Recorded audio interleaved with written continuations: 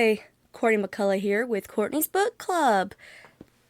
Also, this is Agelesswriter Studios. I've screwed up my whole intro, but you know what? That's fine. You know why? I'm getting over being sick, which is why I was back on my bullshit. And even though I read this, I did not do the little thingy like I did with the with the last book where I, wrote notes. But this is also a shorter read, so I'm hoping that won't be as bad. But yes, I'm back on my bullshit. I did not do notes like I did the last time, and you know what? I've been sick. It's been a long bit. But me and Salem here, it is what it is. So, this time we read. You can read this with me. It's fine. Don't Look Behind You by Lois Duncan. You can't really see because of this used to be a library book.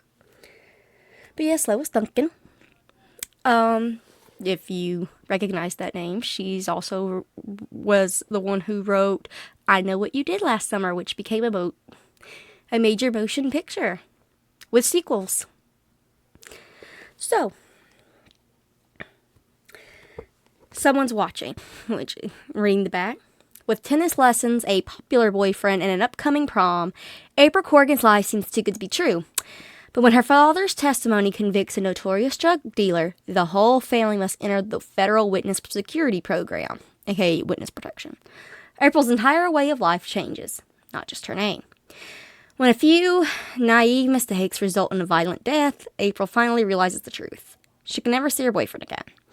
She can never see her friends again. She can never go home because they will kill her if they find her. Yeah. So, I'm going to talk about the main characters first and foremost, like April. So, April is entering her senior year. Most of this takes place kind of during the summer. Like thereabout. Or the very last end, or the very tail end of her junior year, that summer. We don't really know much about her senior year because that's not how far the book goes. You know how it is. So April, she's tennis champion. She's got this boyfriend who is a year older and like crazy about her.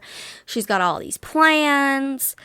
She does pretty good academically as well as athletically. She's pretty popular. Is there anything you want to add, Salem? Poor baby.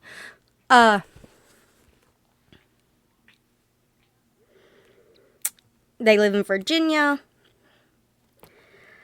Anyway, here, I'm just gonna read this first part of the first page. Because it is what it is. So, the world as we knew it ended for us on a Tuesday afternoon in May. There were 4 of us in the family, if you didn't count Lorelai. You'll find out later that Lorelai is her grandmother. Our last name was Corrigan. My father worked for an airline called Southern Skyways, and my mother was an author of children's books. My little brother Bram, George Bramwell Jr., was a 3rd grader at Crestwood Elementary School. His claim to fame was that he had 1 blue eye and 1 brown eye. Heterochromia. My name was April, and I was a junior at Springside Academy. My claim to fame was that I was a killer tennis player. Her boyfriend's name is Steve. Best friend is Sherry. Her grandmother's name is Lorelai. She calls her grandmother by her first name because her grandmother's not like other grandmothers. You know, she's the cool grandma and kind of uppity, and we'll get there.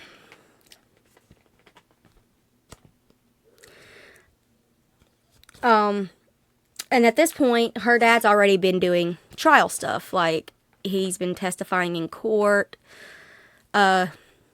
There's apparently drugs at his place of work. Like they were using the airplane to smuggle drugs. Girl, don't do this tonight. Please behave. I need to get a better co-host.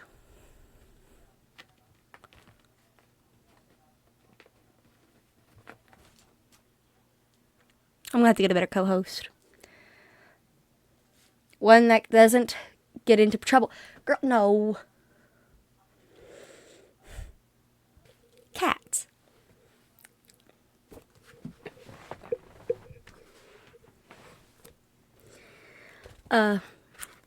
They've all been worried about it,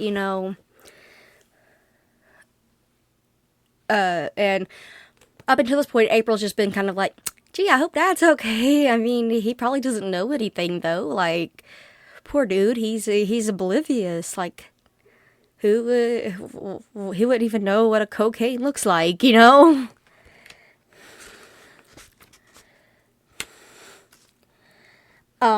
how she got to dating Steve.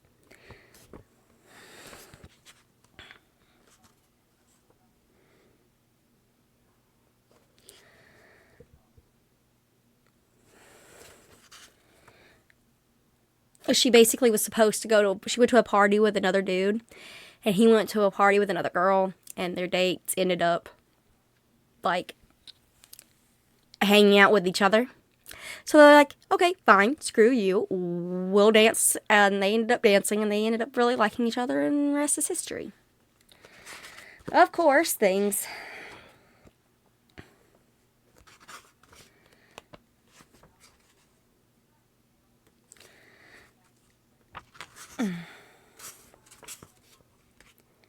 she's talking about, like, tennis practice. She's worried, like, her grandmother ends up picking her up, and everybody's, like, panic, but they won't say. Her kid brother is really excited because he doesn't realize what's going on. He's thinking he's going to have, like, what they call a mini vay, which is like a mini vacation. Apparently things took a turn at the dad's trial. And they were like, well, what do you mean things took a turn at Dad's trial? Like, well, what's been going on here, So.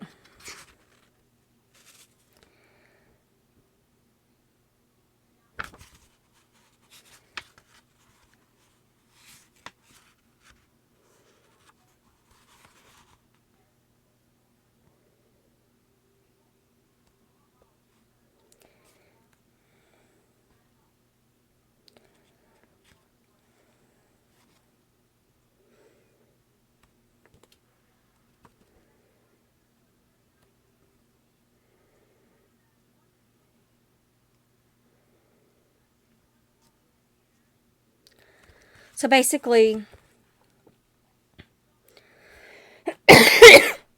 oh, I'm sorry, I'm not good at articulating right now. Again, I'm getting over being sick. So, Uncle Max is an FBI agent that has been buddies with their dad for, like, ever.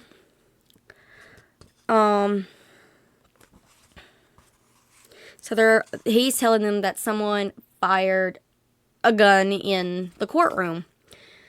And they're trying to keep, which means they're trying to keep the dad from testifying. And he's like, what do you mean? I don't want you. What do you mean? Like, what do you mean he was shot? Why is he in danger? And they're all, like, really freaked out, like, why is he in danger? And it's like, well, it's complicated, They end up getting a guy named Jim Peterson, who's an older man, and he has arthritis, which is a mistake. But he took the job anyway. Why is that a mistake? If you have arthritis, it's hard to make your body and your joints do what you want. That's going to come back to bite them in the ass later. The grandmother isn't involved in this. She has opted to help gather the kids and get them prepared to leave and take over, like, the dog. They have a dog named Porky. But she's not going with them because, according to her, why should she have to give up her life? Because she's not that close to them anyway. There's tension between Lorelai and her daughter, which is April's mom. And of course, April's freaking out because she's like, I'm not leaving. Just because Dad got shot at or people are shooting at each other in the courtroom, you said it yourself, that's fine. You're not telling us what's going on, blah, blah, blah. Why are we doing, like, why do we have to go into hiding? Like, what's going on? Are you taking us up there? Like, what's the plan? Because I have plans. There's a prom coming up. There's these parties coming up. She is, being a normal teenager. And of course, now the conflict being, you can't have your cell phone. What do you mean I can't have my cell phone? Think about that.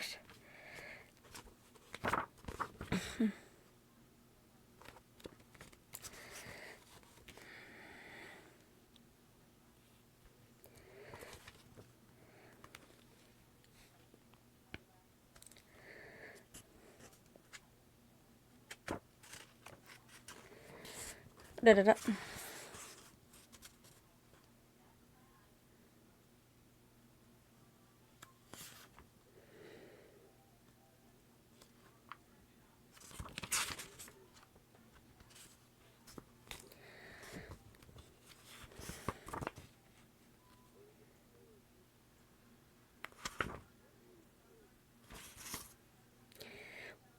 I'm sorry, but Liz is right, Miss Gilbert, Max told her. She and the children are not to make calls to anyone. In fact, if you kids have cell phones, please hand them over. I promise to keep them safe until you're home again. But I use my cell for everything, I objected. I'll die without it. I promise I won't call people. Let's just say I want to save you from temptation, Max said, holding out his hand expectantly. You can't tell me if it rings or if you get a text, you're not going to answer it. That's too much to expect of anyone, especially a teenager. Reluctantly, I dug my phone out of my pocket and dropped it into his hand, feeling as if I were giving him one of my lungs. Okay. And they talk about upping up security for George, which is the dad. And don't worry about a thing, Miss Corrigan, Jim Peterson says. I got a wife, 3 kids, and 7 grandchildren. I know how I'd feel if anything happened to them. And I'm not about to let anything happen to you. So they do a lot of cloak and dagger, switching vehicles to make sure they're not being tailed.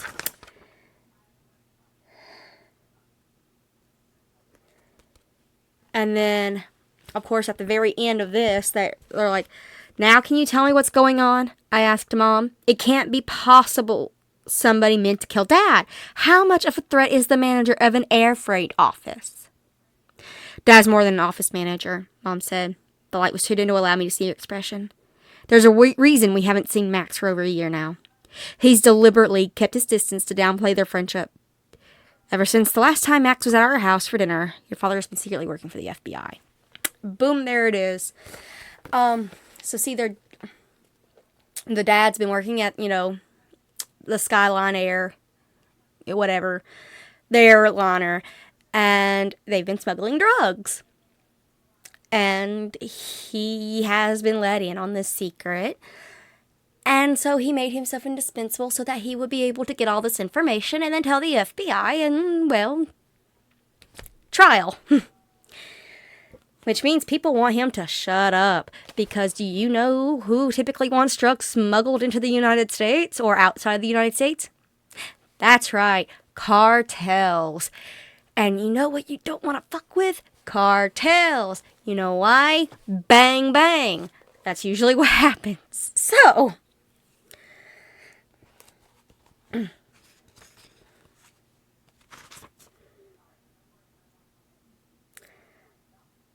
unfortunately, the kid gets really excited. He thinks this is all like a big to-do. He doesn't realize yet. It hasn't sunk in for him yet. Meanwhile, April's trying to keep calm because in her mind, this is only going to be for a weekend. This is just for the trial. It'll be fine, blah, blah, blah. Get to go home at the end of this, And that's what the mom's thinking of. She couldn't bring her computer or anything, so she's like writing on paper because she was in the middle of working on a book when all this went down. Brahm's kind of excited to be out of school, but he hates that he's missing his sleepover with his best friend Chris. He hates that they couldn't bring the dog. The dog had to stay with Lorelai, which is bad because Lorelai apparently is not a dog person. And of course April's still kind of pissy because, again, this is messing with her life. You know? She's a teenager. Honestly, let's face it, if something like this were to happen to any of us as teenagers, we probably would be losing our minds. I mean, it's hard enough to move or doing any kind of, like, big change when you're a teenager that will separate you from the social circle you've already made for yourself. But when you have to do it in the middle of the night and you don't get really a chance to tell anybody what's going on or or where you're going or how to contact you, and it looks like you just disappeared, then, I mean, that's freaky, you know? Anyway.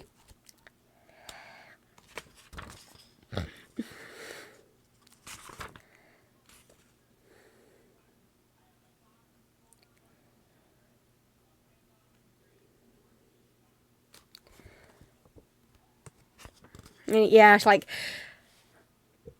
you already know the rule about phone calls, Jim said. But Steve and I have a date to work on an English assignment. It's bad enough I wasn't at the courts after tennis practice. If Steve comes over to the house and nobody's there, he's going to freak out. Calm down, Mom said. It's not the end of the world. In a couple of days, we'll be home and you can explain everything. You wouldn't say that if it was Dad who was worrying. I was becoming more and more frustrated every minute. It's not like Steve is going to tell anything. All this cloak and dagger stuff is ridiculous. Anyway, she kind of pouts for a while. But she doesn't realize how dangerous it is until she tries to make a phone call. Or she's going to act like she use the hotel phone to make a call, and then she ends up picking it up. Like, I stared at the hunk of beige plastic with its digit pocket face, feeling as Eve must have felt when she first saw the apple. All I had to do was dial Steve's number, and I could break our date and explain the reason. I knew he was home because his brother Billy was in Little League, and the Chandlers always ate dinner early on game nights. A phone call drowned out by television would not be discovered until it appeared on our hotel bill. By that time, we'd be checked out and headed for home, and my one small act of rebellion would not be an issue. I was just preparing to reach across for the phone when it burst into life with an accusative ring. The sound was so unexpected that without pausing to think, I snatched up the receiver. I was all set to blurt out an automatic, "Hello?" when I heard Jim's voice and realized he had taken the call in the living room. And we must have lifted the receivers at the same time, at the same exact instant. "Well enough, all things considered," he was saying. "If anybody was telling us the guy was invisible. Where are you calling from? Are you back in the office?" The voice that responded belonged to Max. "I'm at my daughter's apartment using her ultra-safe unbugged phone. How are things there? Liz holding up okay?" "As well as can be expected," Jim said. "Of course, she's worried about her husband. Hang on a sec, there's something she wants to say to you." There was a short pause, and then Mom said, "I want to talk to George, Max." "I'll try to arrange him to have him call you tomorrow," Max said. "He's not here now.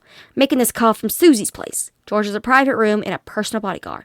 We can't let him call you from there, though. Too many people have access to the hotel switchboard, and it's open knowledge our witnesses our house at the Farragut.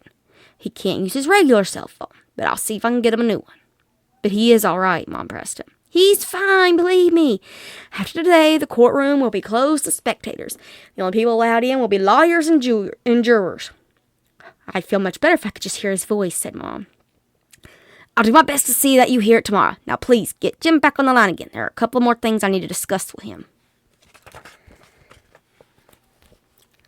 There was another brief pause. Then Jim said, "Yeah, Max? This is just between us," Max said. "Don't make any comments. Special delivery letter arrived here today for George. Thank God we intercepted it before he got a hold of it. If he read it, I doubt we'd get him on the stand tomorrow. The language was graphic, rather than stint on adjectives. The threats weren't aimed at George as much as feeling." "You can't," Jim began and stopped. "You're right.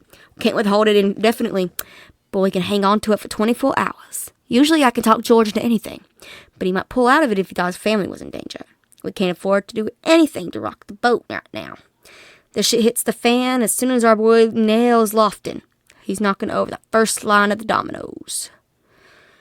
I guess that means we stay put for a while, Jim said. There's no way I want the Corrigans to step out of that hotel suite. The scope of this is bigger than we ever anticipated. If George has all the information we hope he does, he's got enough ammo to blow this ring to hell and back. I got it, Jim said. So do me a favor. Give Della a call and tell her I won't be home this weekend. We were planning on having our son's family over for a cookout. Tell her to ask the kids to give us a rain check. Maybe we can reschedule it for Memorial Day weekend. I'll tell her, Max said, but you better not make any promises. There's no way of knowing how long you're going to be stuck there. How much time it takes, then that's what it takes, Jim said. I knew that when I took this job, that it wouldn't be a lawn party. Like I told you, though, the old body's giving me some problems. Sure you don't want to send me over some backup? You'll handle things fine, Max said. You're a long-time pro. No need to double the guard when you're holed up in a fortress. Check in again tomorrow. See how things is going.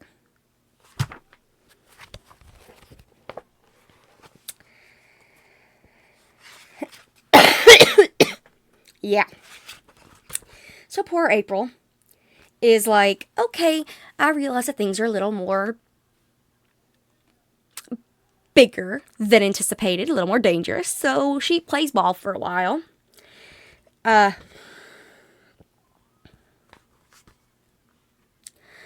They stay in their room, you know. They're doing what they're told. She's trying not to make a fuss. But having so many people holed up in a hotel is a lot. Especially when one of them is a 9-year-old kid who's kind of hyperactive and doesn't have an outlet for that hyperactivity. The other is a woman who typically is always doing something herself and cannot. And then, of course, the teenager.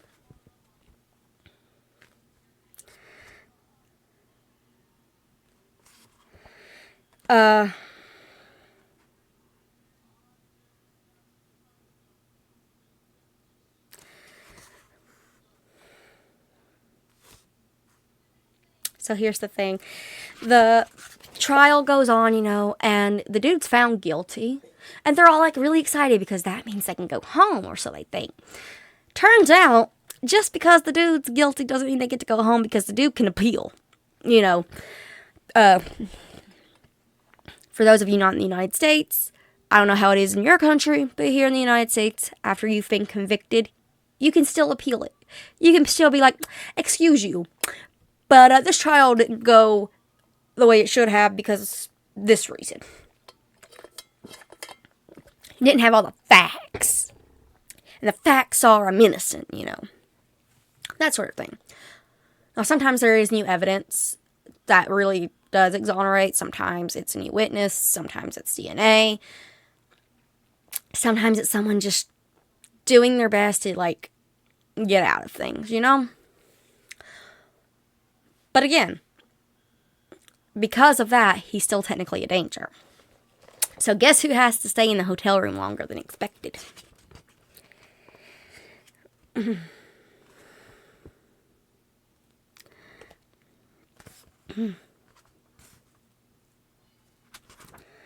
Are we going home? Can I sleep in my room tonight? I'm afraid not, honey, Mom said in a strange, tight voice. Dad's received some threatening letters, and Max thinks we should stay where we are until they find out who wrote them. But Steve's graduation is this coming weekend, I protested. I have to be there for that and for the parties afterward. I'm sorry, said Mom. That's just not going to be possible. You promised. I will. I didn't promise you anything. I simply said that I thought we would be back in time. So we're stuck here for life just because of a few stupid letters. We don't even know if they were written by somebody dangerous. There are all sorts of screwed up weirdos who hide in the work and write sick letters to people whose names are in the papers. Don't yell at me, April, Mom snapped. I just can't take it. You're not the only one who wants to go home, you know. My book is due to the publisher at the beginning of August. So sending it in late, I shot back at her. They'll publish it anyway. I'm the one who's had to miss everything. First the prom, then Steve's graduation, and now, for all we know, I could be stuck here all summer. Steve is going to think I'm never coming back. If Jim doesn't let me talk to him, I'm going to go crazy. I whirled and ran into the bedroom and slammed the door. I threw myself down on the bed and burst into tears. Mom was usually a reasonable person. It was hard to believe she was taking those letters so seriously. The trial was over, so why would anybody harm us? In fact, what proof did we have that we'd ever been in danger? A shot had been fired, but no damage had been done to anybody, so the gesture had only been meant to scare Dad. I don't know how long I lay sobbing into my pillow before I heard the sound of the doorknob turning. A moment later, I felt a hand on my shoulder. "Go away!" I hiccuped. "I don't want to talk to anybody." The voice answered was not the one I expected. "You don't have to," said Jim. "You done far too much talking already. Got a lot of growing up to do, April. You're a nice enough kid, but you're part of the reality TV generation. You can't believe real life stories don't always have happy endings, and you think of yourself as the star and the rest of us as bit players. But that's not true," I cried, glaring up at him through my tears. "Then give some thought to your mom," Jim said brusquely. "She's worried about your dad, and she's hitting the wine too hard. She's in no condition to deal with your childish temper tantrums."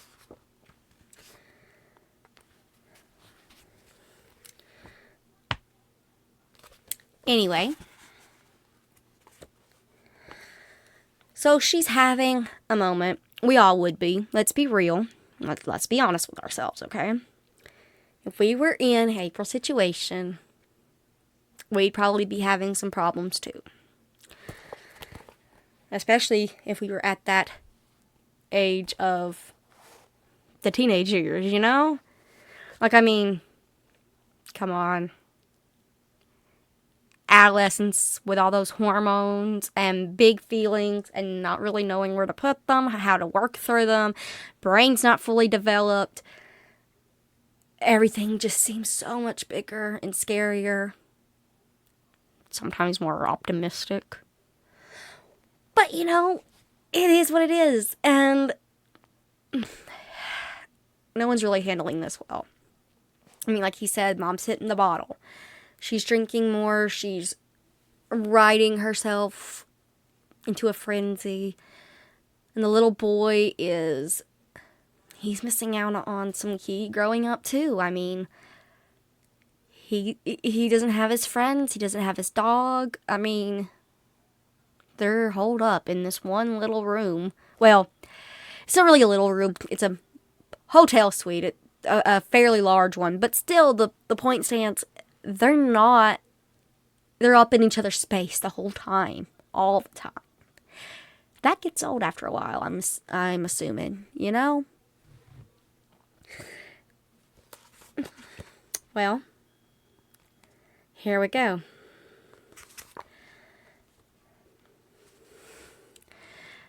Jim had forced me to promise that I wouldn't phone Steve, but hadn't said I wouldn't get in touch with him some other way.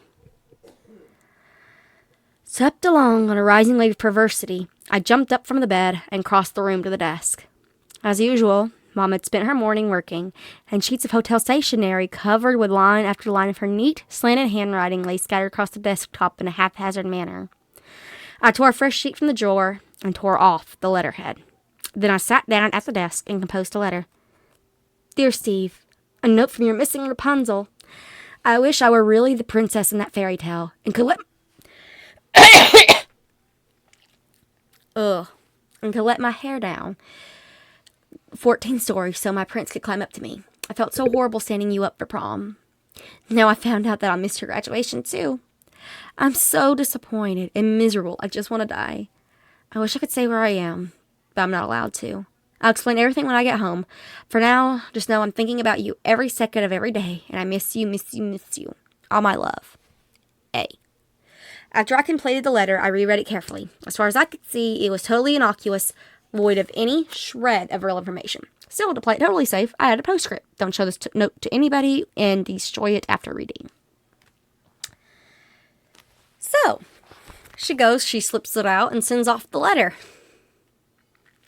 Does anybody realize why this could be a bad thing? Simple. Because it is. So, after being in this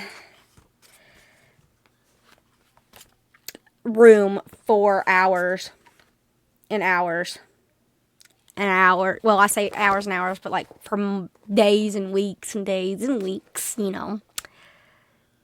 So she sent it off, you know, they've been there for a while. She mails off this letter. She's hoping things are going to go great.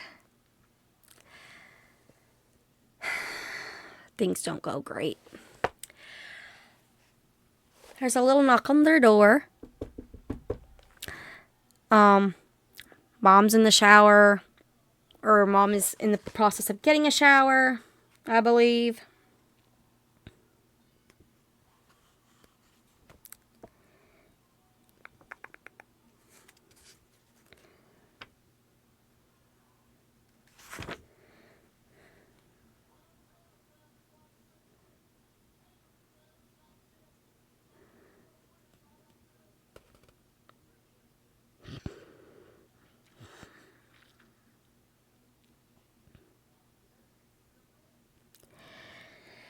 Jim's not so Jim's their bodyguard's not at the hotel.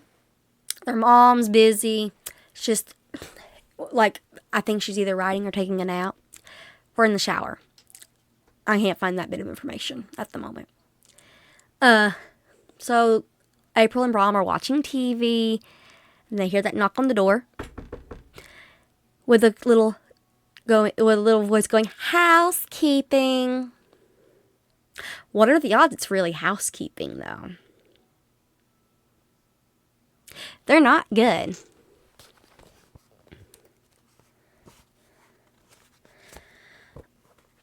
I opened the door and immediately wished I hadn't. I stood there with one hand circling the knob and the other poised in readiness to undo the chain lock, experiencing the unsettling feeling that something was wrong.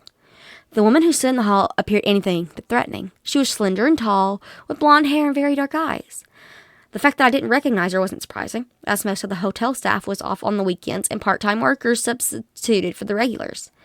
The maid wore the regulation blue shirtwaist dress with Mayflower embroidered across the breast pocket and was manning the usual pushcart loaded with cleansers. True, her dress hung loose and was a little too short, hitting her just above the kneecaps, but that wasn't all that strange either, since if the woman only worked on Saturdays and Sundays, she might have borrowed a uniform from a full-time employee. "What's the matter?" Brom asked. "Why are you standing there?" "Nothing's wrong," I told him, feeling like an idiot. So I continued to hold the door, not liking to appear foolish, yet oddly reluctant to open it the rest of the way. I wasn't able to pinpoint what was disturbing me, and finally decided that it had to be the woman's eyes. I heard people use the term black in regard to eye color, but usually when you look closely at someone whose eyes were described as black, you discover that they were actually a very dark brown. This woman's eyes did not fall into that category. They were literally black, so the pupils were lost in the irises, and they dominated the rest of her face completely. "Then why don't you open the door?" Brom persisted. "That's what I'm doing," I told him and slid back the bolt.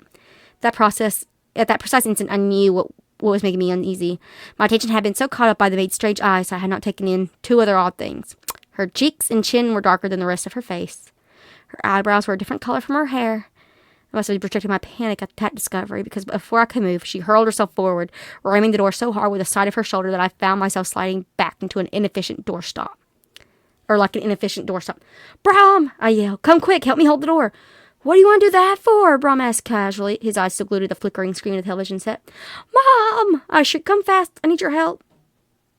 I couldn't believe the incredible thing was happening. No cleaning woman would strong arm her way into a hotel suite. And that was exactly what this woman was doing. The door was slowly and steadily being forced open, and I couldn't resist the strength being used against me. Everything seemed to be happening in slow motion. Mom had emerged from the bedroom and was hurrying toward me, but a million miles of floor space still lay between us. And I knew that she was not going to reach me in time. Oh, one moment. I had to go help Salem.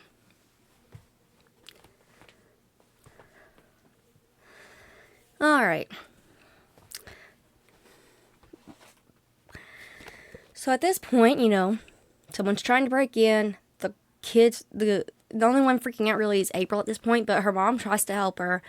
Thankfully, Jim shows up just in time to run off the maid, who turns out to have been a dude. And not just any dude, a hitman named Mike Vamp. Yes, Mike Vamp, as in the vampire. Apparently he is a cartel hitman. And even though they're not 100% sure that Lofter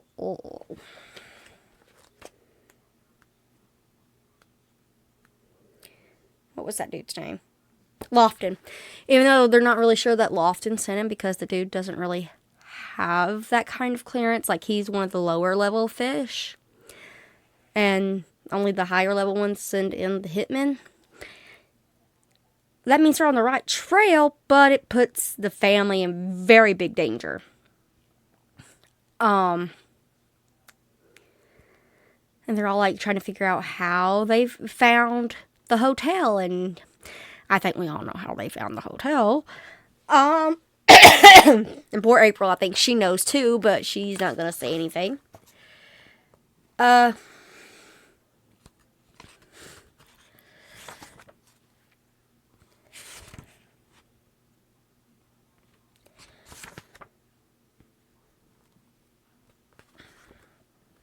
So basically, they're gonna, you know,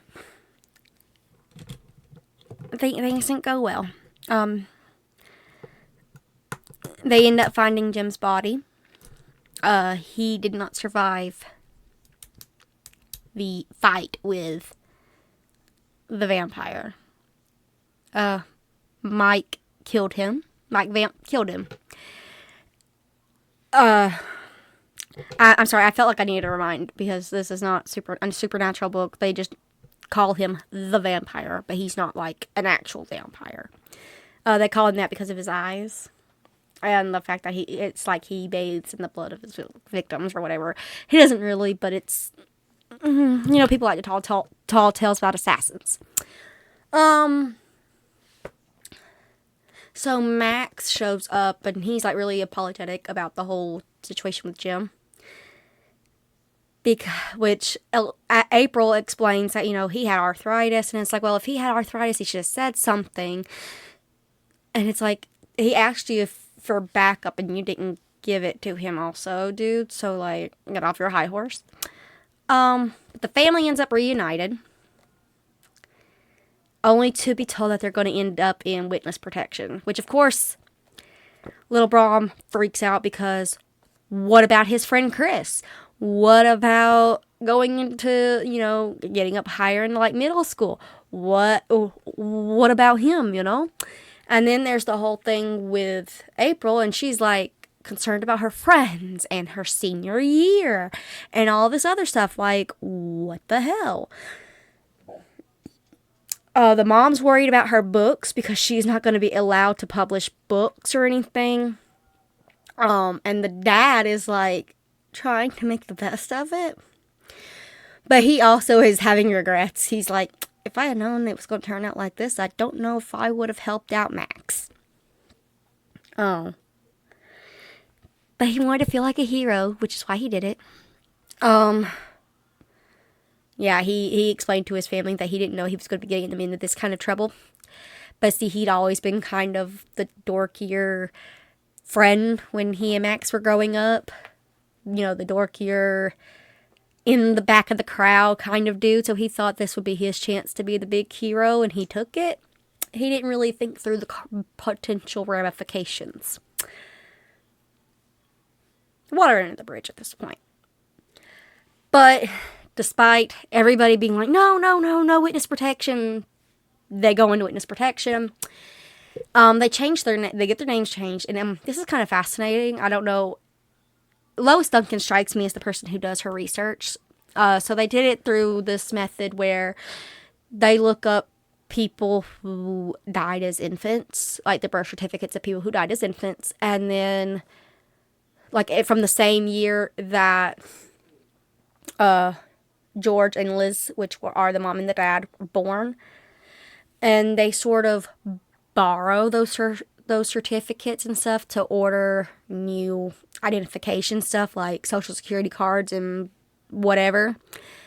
And then they, like, fake the marriage license there. And then with the kids, they just basically reprint new birth certificates with their new names. The biggest problem is poor Brom. He has the heterochromia thing, so they're telling him he has to wear contacts.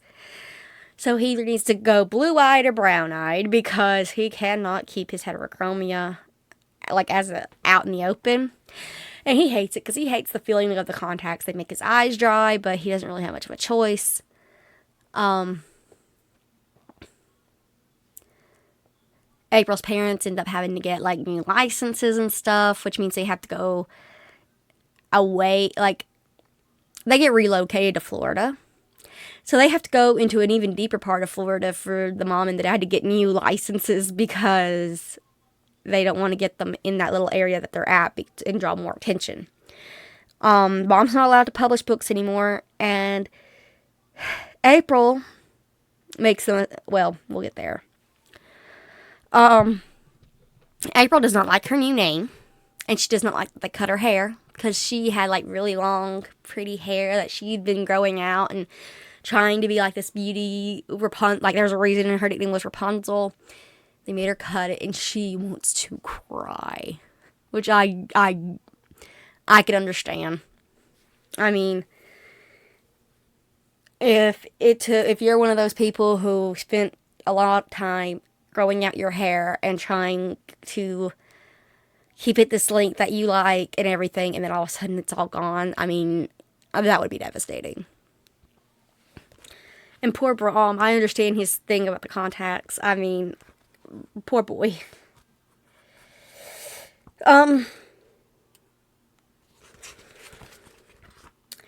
Anyway, they falsified transcripts and stuff.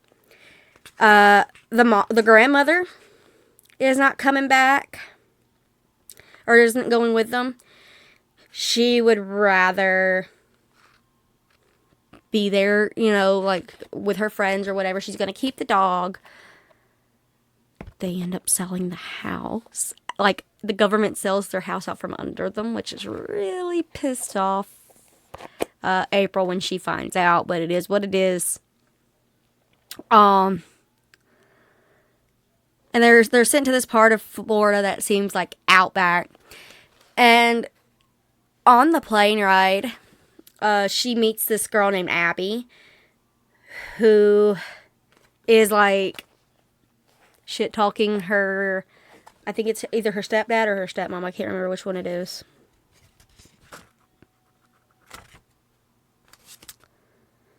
Oh yeah, it's okay. So stepmom. She lives with her dad and her stepmom, and she's like bitching the whole time on the plane. She's a girl about maybe a little younger than April. And April, instead of sticking with the story that her new name is Valerie, she says her name is April Grossman instead of her new name of Valerie Paul. Mistake number 2 or 3, depending on if you count the whole not giving Jim backup. This comes back to bite. A lot of things come back to bite you later, or the family later. So they get like this the government gives them this rundown shack of a house, kind of. It's a fixer-upper, and the family's gonna fix her up. The mom and dad are having a hard time, but they're adjusting. Dad's been given this business to try to blend in, you know. Mom's a stay-at-home mom at the moment. Thankfully, the boy has had luck making friends with some of the neighborhood kids, even though their house is kind of further away from the actual neighborhood. He's been making friends, which is good. And he's been doing good at remembering to wear his contacts, even though he complains about it, which I understand. Valerie, which is April, decides to do some exploring herself, and she ends up meeting, going to the,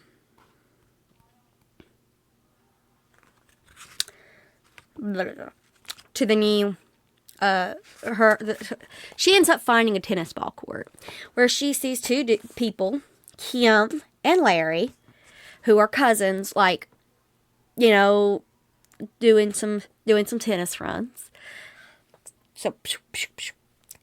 Oh, Val Weber, my bad. They're not Valerie Paul, Val Weber. I'm sorry. Paul was the maiden name of the mom, and I was looking at that one. Anyway. So she starts playing with them, which is bad. She's a tennis star from her old school. And they, of course, take immediate notice of her tennis skills, and they're really excited, you know.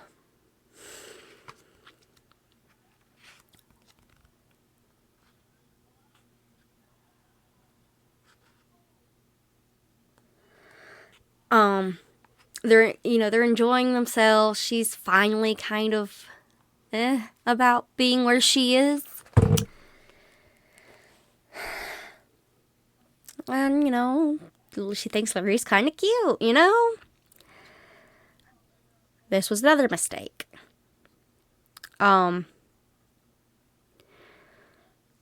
Before you know it, she's talking with her dad.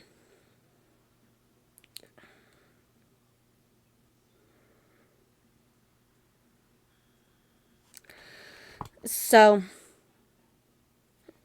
she goes out kind of with Larry. All right, let me back it up. So, everybody's happy that, April, and her brother are making friends, even though it's obviously being a struggle for the mom and the dad. Especially the mom, because this is... her outlet was writing, and now she cannot publish what she writes, And the dad, he's just trying to keep it all together.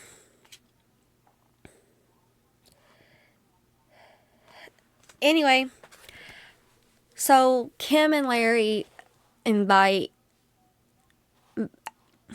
April as Valerie to come watch a movie with them because Kim's stepsister's in town and she loves movies. 5 guesses to who Kim's stepsister is. If you said Abby from the plane, you're correct. And of course, Abby from the plane immediately goes, April Grossman. And it's like, no, my name's Valerie. Why are you stupid? Please shut up.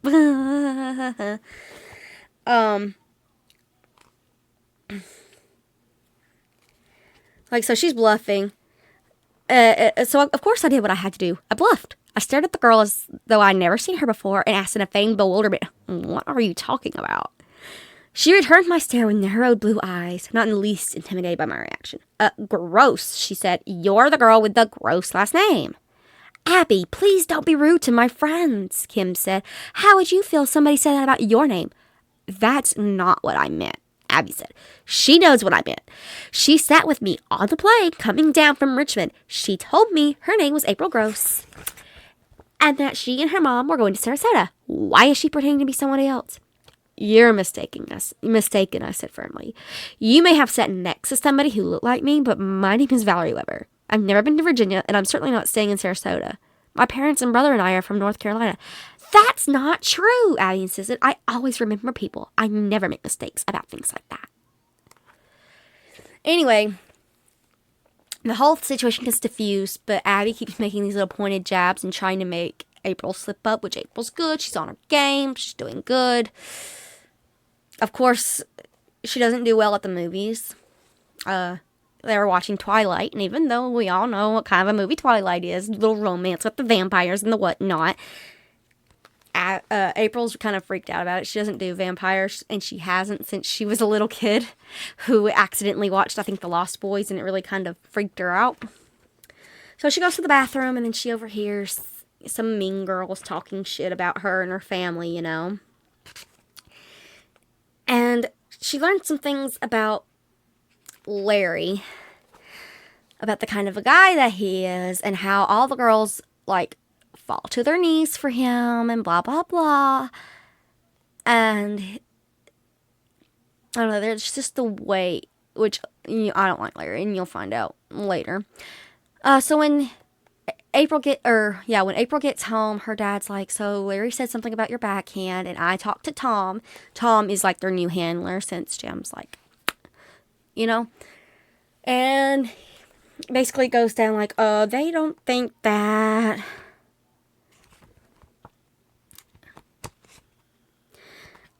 she should do tennis. And so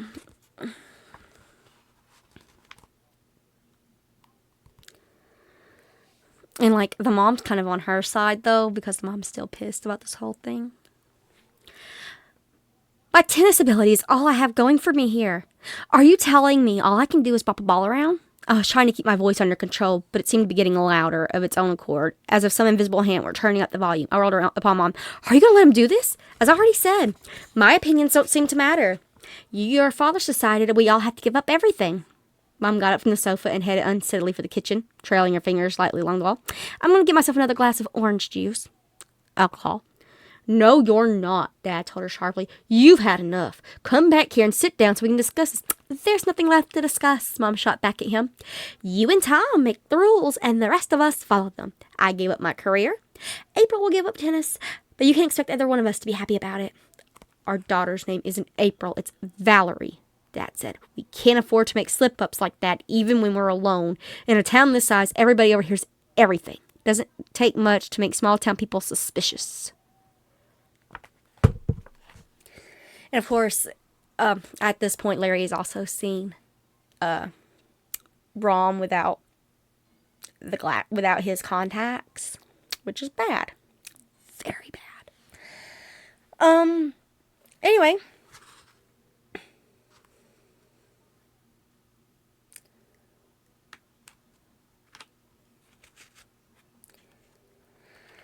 so things get different. Larry had told April he was going to call, but she doesn't end up getting his call because her dad thinks to make up for everything, they're going to go to Disneyland. Yeah, Disneyland.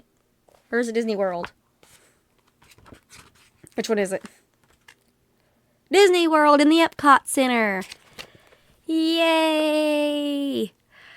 Which April and her brother and them do end up having fun. They have a lot of fun, okay? And she kind of feels normal. At least until she runs into someone she probably shouldn't.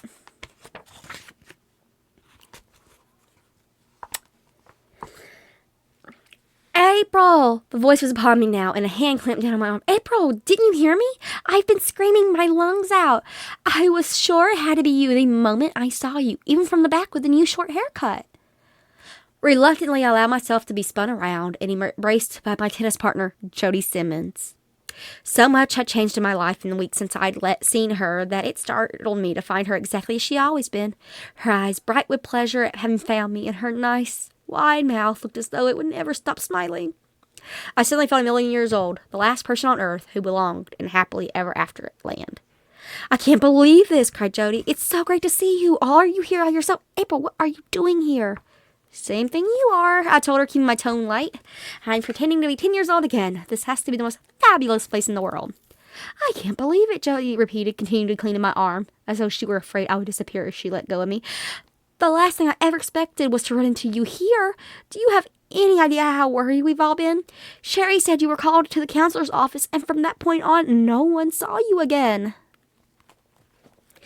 Okay, and this is where it kind of delves into catching up. So since she's been gone, they've tried to get in contact with her through, like, her grandmother. Her grandmother's like, well, they moved, and, like, you know, their house has been sold,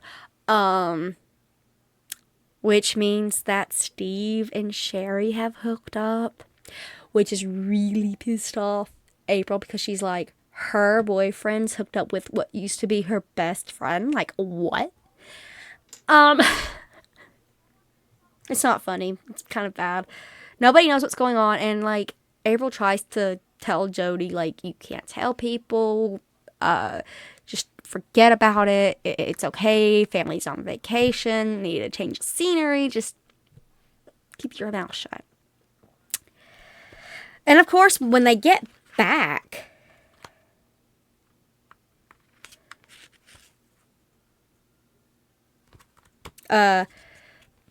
she told her parents, like, what happened. Her parents were, like, freaked out, and they're like, okay, maybe Jody won't say anything. We're just gonna have to keep a lower profile. Can't believe we were so stupid to go to Disney World. Like, of course people are gonna be there, because, I mean, come on, it's like one of the most popular places to go during the summer. Anyway, So, then she gets a call from Larry. It was ringing the moment they entered the door. "Where have you been?" he demanded. "I've been calling all day." "We just got back from Disney World," I told him. "I thought we were going to go to the beach today." He said accusingly, "What made you ditch me for Pluto?" "I didn't," I said. "Dad sprung this trip on me this morning. Besides, our plan to go to the beach wasn't definite. I told you I had to check it out with my parents." "And I told you I'd call this morning," Larry said. "When a girl knows I'm going to call her, I expect her to be there. I'm not a guy who appreciates being stood up." The surliness in his voice was more than I could handle. The day had been upsetting enough without this added unpleasantness. "I don't appreciate being snarled at," I exploded. When I heard him drawing a breath to fire back a retort, I did something I'd never done before. I hung up. Anyway, in a few days, after about 4 days, Kim kind of approaches her. And he's like, "Larry's freaked out about your breakup." And she's like, "Excuse me, we're not broke up. We were never together. Like, what the fuck?" Anyway, he's upset, blah, blah, blah. Doesn't matter.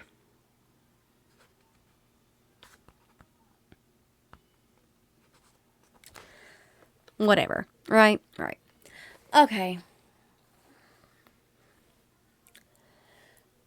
Well, then it gets worse. So Kim invites April to go to this party, and April goes, and she ends up getting drunk. And while she's drunk, Larry, of course, is in on her about being April and this and that, and she finally just tells him off. She goes home. She doesn't really tell her parents about what happened, but it's gotten to her. She's pissed. And her dad's told her that she can't go to the college she wants to that she wanted to go to because, all of her other friends are going to be going there, and can't have people knowing who you are even after you've done graduated because, there's a dude out there wanting to shoot you up, bang, bang. So she's really upset. So what she does,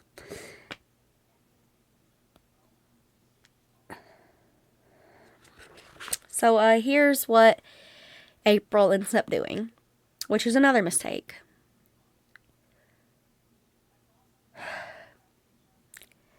Her dad gives her money from the house sale, from the things that were sold in from her room. Like, he allocated, And he tells her to, find something nice or buy something nice, go do something fun. He's trying to make an appeasement to her because he knows he's really hurt her the last few days by telling her, can't play tennis, can't go to the college you want to go to. She's already had a crap time with Disney World, with seeing her friend that she can't hang out with anymore, and with Larry being a jackass. What he doesn't know is she is planning on running away. So April gets it in her head, and she's able to do it. She gets her plane ticket. She phone calls from a payphone her grandmother to let her know she's coming, and her ex-boyfriend's younger brother to be there at the airport. And he's really excited to see her, and she explains that what happened was this huge thing with her dad's company, the whole drug thing. She doesn't tell him everything, but that her dad helped the FBI bust his old bosses, and that's why they had to go into hiding. She didn't tell him where or anything, and so basically, it is what it is. But Steve's really happy to see her. She's happy to see him. It's a cute little reunion, but it's not going to last. She goes to Lorelai's because Lorelai's expecting her, sort of, and she wants to live with her grandmother. And she told her parents. Her parents at this point think she's hanging out and spending the night with her friend Kim. Because they don't know about the whole drunk episode, whatever.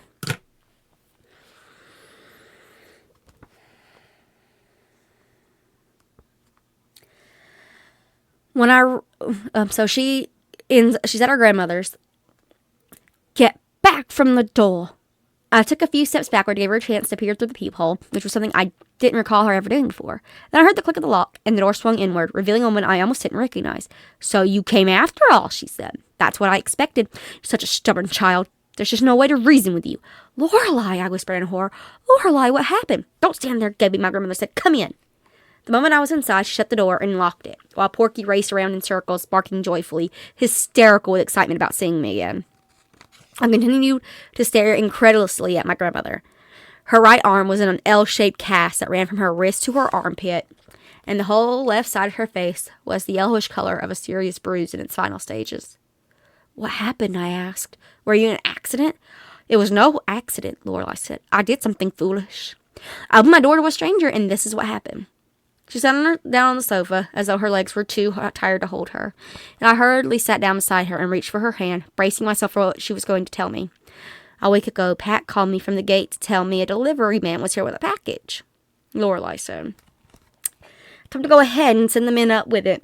The Marshal Service has had several crates sent over here, so I thought this was just another one of those boxes." The man who arrived was very polite and gentlemanly. He asked me where I wanted him to put the box, and I told him to bring it inside and set it in the closet in the hall, which is where I've been storing your family's personal possessions. Once inside, though, he didn't head for the closet. His whole personality changed, and he suddenly got nasty. He told me if he wanted to know where my son-in-law was hiding, and if I didn't tell him, I was going to be sorry. Well, so Mike the vamp couldn't get to them anymore, so he got to the grandma. He beat her black and blue. She wasn't telling him anything because she didn't know anything, and when he realized that, he left.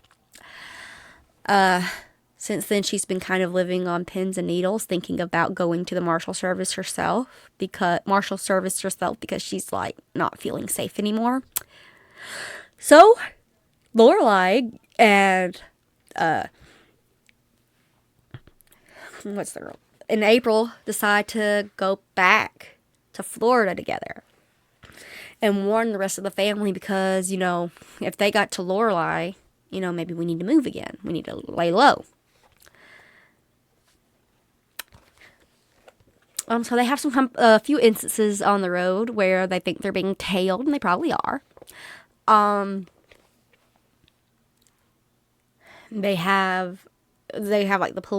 They run into the police at one point because they are speeding, trying to get away from the car tailing them. And the grandma manages to play it off like, "I broke my arm, and my young granddaughter here is trying to take me places, and you know how it is with kids." And the officer's like, "Psh, yeah, just be careful." So they drive all the way back down to Florida, Things seem to be going okay-ish, but again, they think they're being tailed, and they try to take all these back roads and stuff to try to avoid being tailed.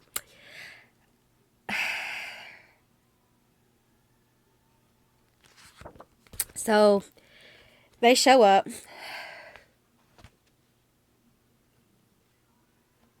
Hi, baby. Yeah. They show up back to Florida where the rest of the family's supposed to be. And they see the car.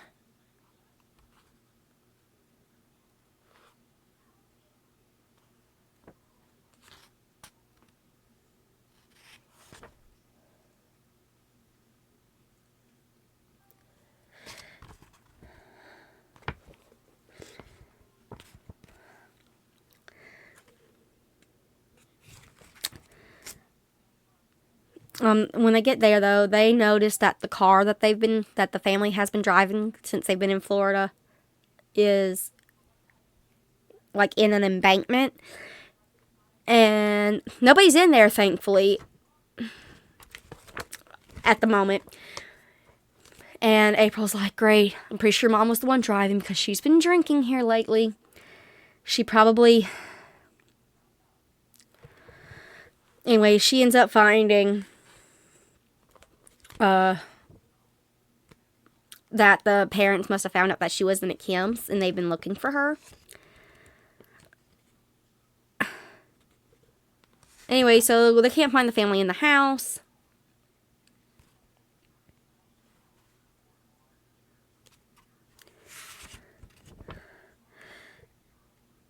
And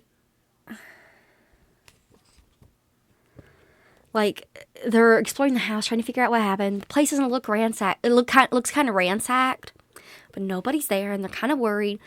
And then guess who shows up? Mike Vamp.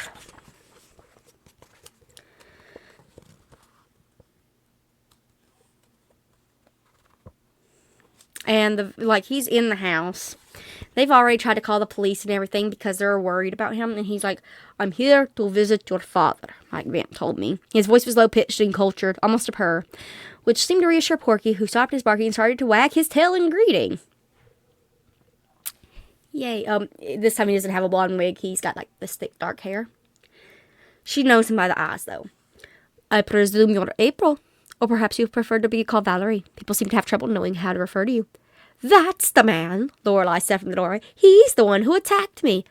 "How are you tonight, Miss Gilbert?" the hitman asked her. "What a pleasant surprise we meet again so soon. I trust your arm is mending the way it should."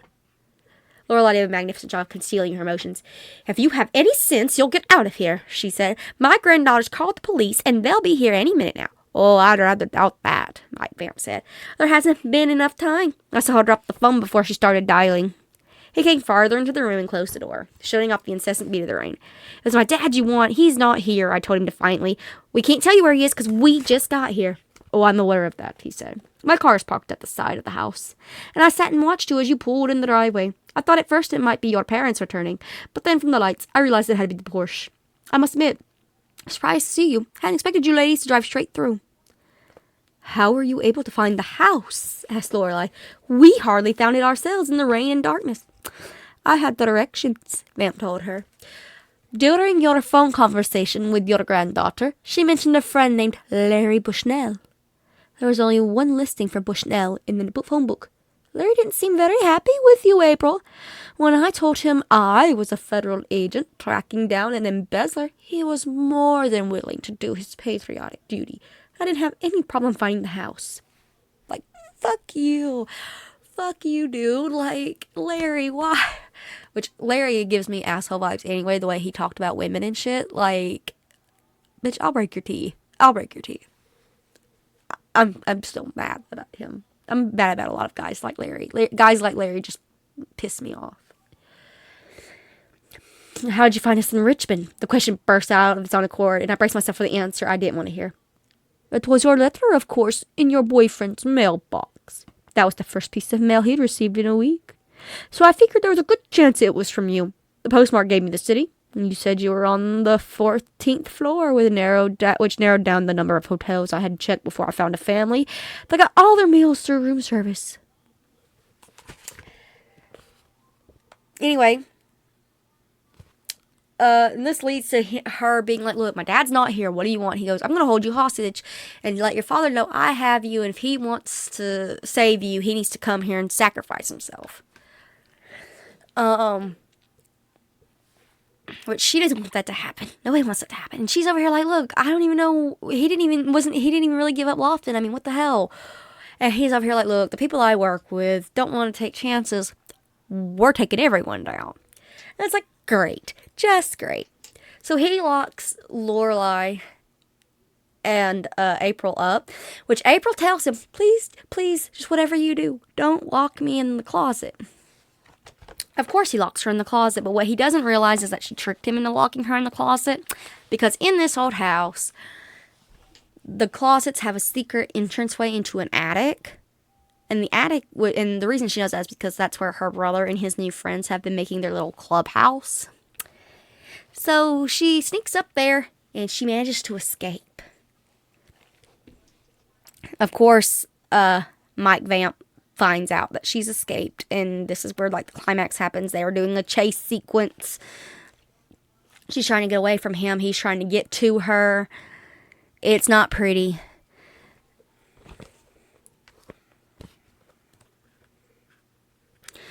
But here we go.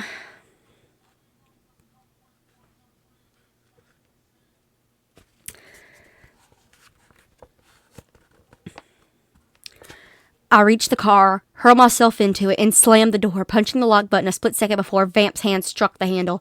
I reached frantically down to see if the key was in the ignition. To my relief, it was, and I gave it a savage twist, rewarded with a guttural rumble of protest. I tried again. This time was greeted by silence. Even as someone who knew as little about cars as I did, it was obvious that the lights had run down the battery. The muzzle of a pistol was now pressed to the window. "Unlock that door and get out of the car," Vamp shouted, his gentlemanly facade have a thing of the past. "Your father's the one I want, not you or your grandma. When my job here is done, the rest of the family can go." He made it sound so inevitable, as if my father's murder was a foregone conclusion. Staring out through the window into the face of death, I wondered if those strange eyes had ever held light, even when they belonged to a newborn baby. Jim had been right when he'd said happy endings weren't mandatory. This was no scripted TV show. It was hardcore reality. I had been the creator of this true life drama, and I was the one responsible for its ending. What I did next wasn't planned. It simply happened. Without shifting my gaze from Vamp's, I slid my right arm between the bucket seats and groped until my hand closed upon the handle of my tennis racket. And I switched off the headlights, and the yard went black.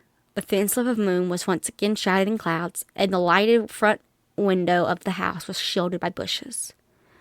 With my left hand, I picked up the flashlight, my thumb on the switch. "You win," I said. "I'll get out." And I opened the door.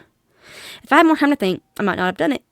I've been raised by gentle parents, and my only exposure to violence had been at the movies and from watching TV. To keep myself from panicking, I blocked out the present and pictured myself on a tennis court in the early morning with cocky, self-assured Larry sitting across from me. "You're pretty good for a girl," I imagined him calling tauntingly, and I willed myself to respond with exaggerated anger. "Salem."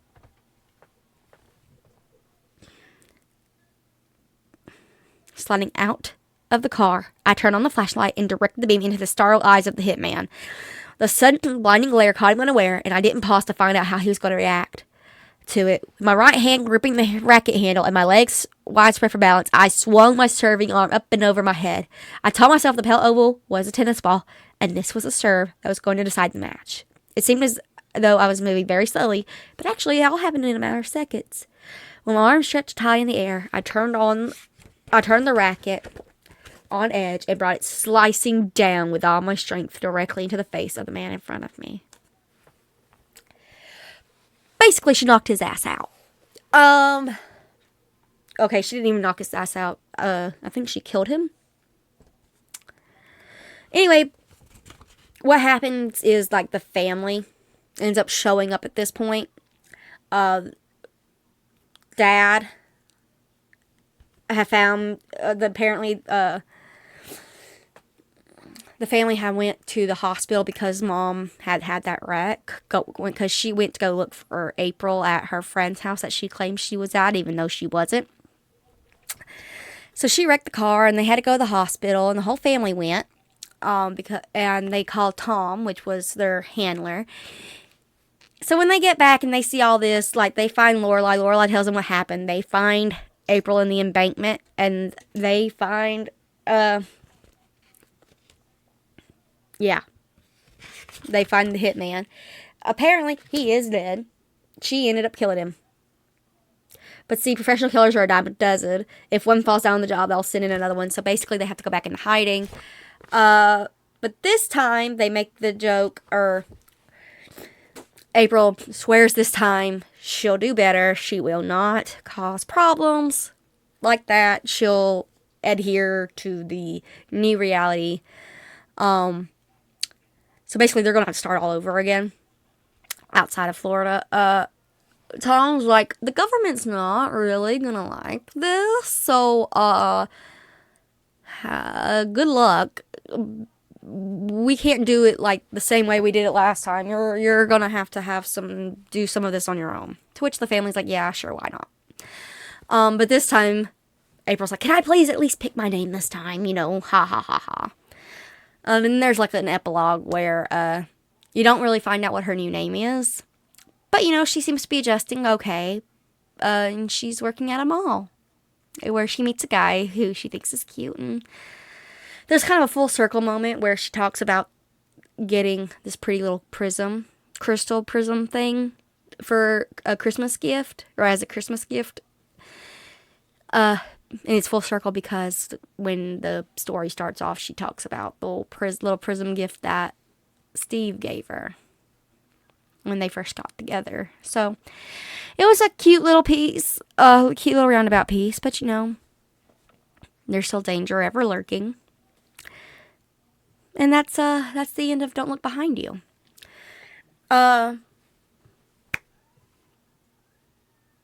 Yeah. Family on the run from a hitman.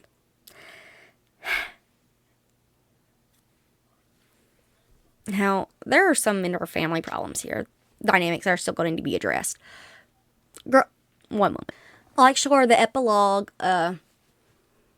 gives hope about the situation, or at least on April's end. But there's still a lot of issues that need to be worked out. This whole thing was put in motion because the dad made a unilateral decision. His unilateral decision was, okay, yeah, he was helping the greater good. Okay, he was helping the FBI stop drug trafficking.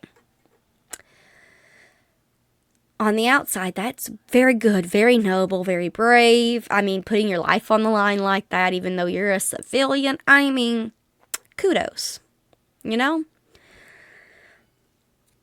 But he didn't think through the ramifications that it would have on his family.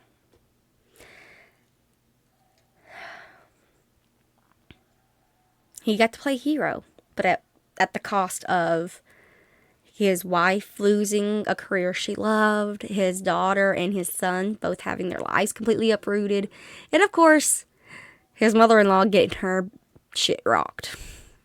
They lived comfortably in Virginia. They had this big house. They lived comfortably. They were upper middle class, if not upper class. It is very all well and good what he did. But he didn't consult anybody. He didn't really think it through. His childhood friend, Max, the FBI agent, just came through, was like, hey, you want to be a hero? And he jumped at the opportunity. That's something that the family's going to have to work through, because obviously there's going to be resentment there. The mom obviously resented it. She's struggling with an alcohol addiction now. It didn't mention at the very end, but throughout the story, she's drinking. She calls it orange juice, she calls it Coke, she does, or Coca-Cola, soda. But we all know that it's alcohol because the dad and the daughter all call her out. And so does Jim when they're still at the hotel when he's still alive. She's not coping. She's not coping because this job that she's always loved, the one thing that has always kept her connected to everybody, her writing, is taken from her. Because she can't do it anymore the way she wants to do it. And she can't just publish under a new name because it would be too easy to track her writing style back. So she's going to have to find a new outlet. She's got to find a new career. She's spiraling about that. So yeah, she's going to have to work through resentment. She's going to have to work through issues with alcohol. The family's going to have to come together. And I know it looked like they did at the end, because of the whole big shebang with Mike Vamp. But there's still the issue of the mom was driving drunk. That's why she had to go to the hospital. They came back in time to see their daughter, fighting off the hitman, or to find the grandmother who told them about the daughter fighting off the hitman. Yeah, sure. And it looked like a big group epiphany about, okay, we're going to have our new identity, our second new identities, and we're going to do much better because we're all on the same page now. And it looks like it's going to be great and it's optimistic, but still, that's the aftermath. That there's still those things. I'm not as worried about Brom because he is younger, so it might be easier for him. But then again, the contact things, they're going to have to poor boy. And yes, April made a lot of mistakes with this. Writing a letter to Steve, wanting to call him, keeping things from her family, the fact that she ran away, the fact that she told people about her showed off her tennis skills when she shouldn't have, telling a different name that she shouldn't have to, even though it was supposed to be a random stranger she was never ever going to see again. Like, she did all those things, yes. But we also have to remember, she is only like 17 during this whole story. This whole story, this girl is like 17 years old. Could you have done better as a 17-year-old? I mean, tell me, what 17-year-old has not made some kind of stupid mistake? Yeah, yes, this could have cost her her life. But I mean, a lot of 17-year-olds make mistakes that cost them their lives. She did get lucky, though. In tennis, I admittedly am not a sports person, but I have seen like the clips from tennis, like tennis matches and stuff. The girl may be only 17, but she's considered a tennis star. Okay, so I'm imagining her going like real hard, real fast, and all I can imagine is she wrecked Mike Vamp's shit. Like, I love me a girl who can go, you know? And I mean, it doesn't hurt that she was picturing Larry, or like a guy like Larry. Like, he was just such a douchebag. His whole thing is nice guy coded. Like, that's why I don't like guys like Larry. Characters like Larry make my skin crawl. And not like just, I just want to go, you know? He's nice guy coded. You know? Like, oh, we're going to be friends, but really, I really just want to sleep with you. But we're going to be friends because if I put enough nice in, I get sex out. You know? You've seen them on the internet. I'm aware you've seen them on the internet.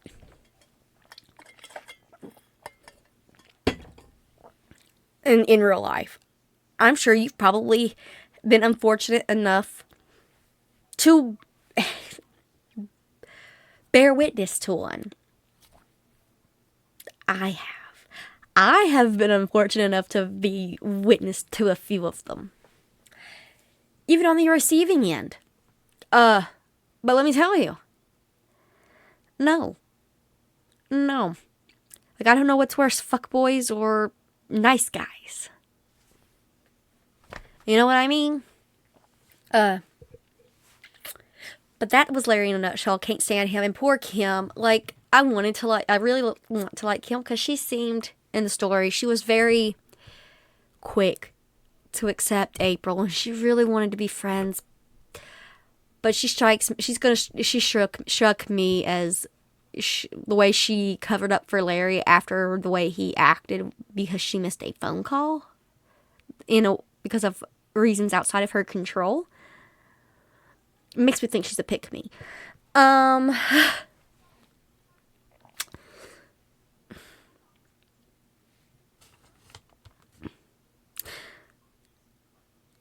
don't know what, it was just a little story. And it was a good book. It was pretty suspenseful. I could probably be more eloquent and more articulate about this if I wasn't still kind of fuzzy from my cold medicine, but it is what it is. I will go ahead and bring out my next book that I'm going to try to read. Now, I read about this, or I've heard about this from the internet. They said it was supposed to be good. I've heard really good things about it, so let's hope. I bought this book used. So that's why this is here. I did not do this. I'm not this coordinated. Bought it used. I'm excited. It's called The Unmothers, a novel by Leslie J. Anderson. Okay, so the back.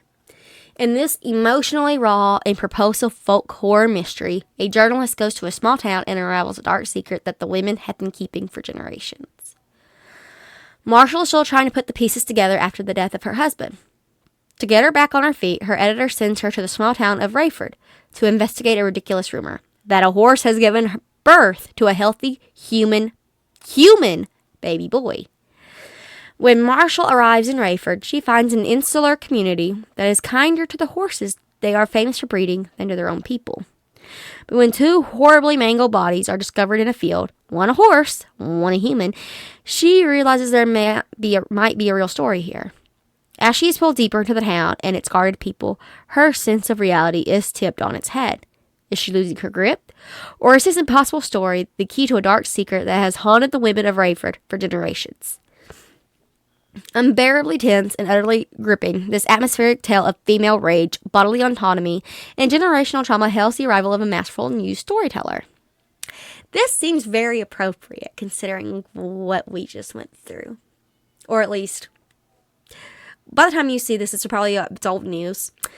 But as the time I'm recording this, and I'm dating this, even though I shouldn't, the election has happened, and democracy is screwed as we know it. And, or democracy as we know it is screwed. And so books like this will probably be considered no. You know? So obviously this book would be banned. Now the person who had this before me did some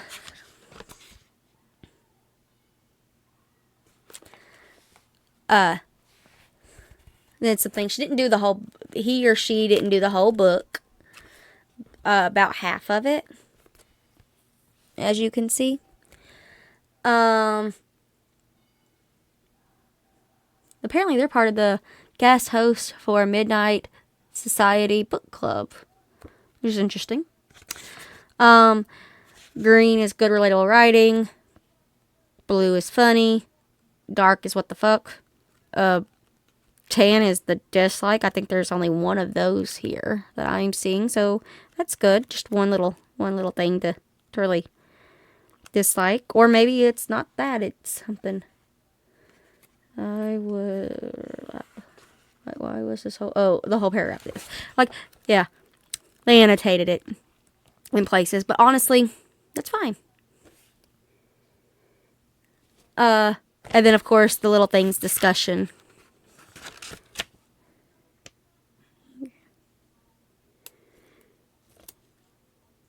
Right. So I'll take in their notes into consideration too as I go through this. I'll have my own notes. Hopefully I'll be feeling better enough to do that. I'm really excited. So yeah, after this, and then after this one, who knows what'll be next. The possibilities are endless, but I am going to try to, like I told everybody, I'm going to try to do a full season of this podcast before I try to start uploading it. Because life is weird and crazy, and, I like to have things kind of prepared. So, anyway. Yes, I dated and I shouldn't have. The election's already happened. I'll probably be talking about that later. You'll probably see a video or two of that later. Or earlier. This is technically the future for the past. The future recorded in the past. Or the past recorded. You know what? It is what it is. But I'm Courtney McCullough. This has been Courtney's Book Club as part of Agelesswriter Studios. And we'll see you next time with The Unmothers. Bye-bye.